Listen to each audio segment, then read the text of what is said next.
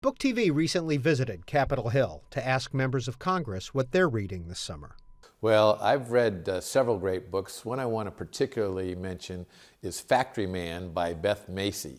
Beth is a reporter. She doesn't report as much as she used to because now she's doing a lot more freelance writing since she's written this best-selling book about a battle by one man leading an effort to fight against Chinese imports into the United States that decimated the furniture industry in Virginia and North Carolina.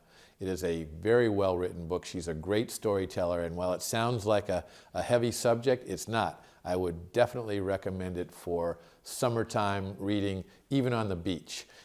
She tells this story in a very human way so people understand the impact of it, but she's also very fair in terms of dealing with the different perspectives and viewpoints about imports and their positive and negative effects on the U.S. economy and American consumers. So I think it's a great, great book, and I encourage people to read it.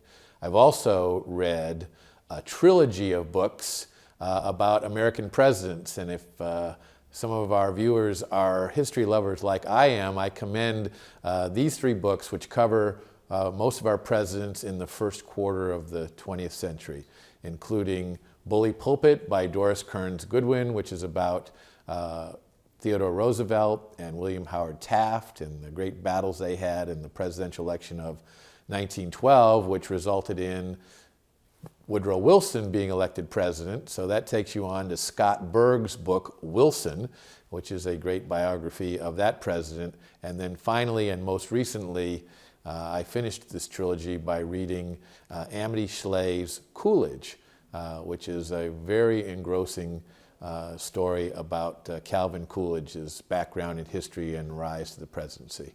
He was a man of not many words, but she tells this story in a way that brings out a lot about him that people would not otherwise know. BookTV wants to know what you're reading this summer. Tweet us your answer at BookTV, or you can post it on our Facebook page, facebook.com/BookTV.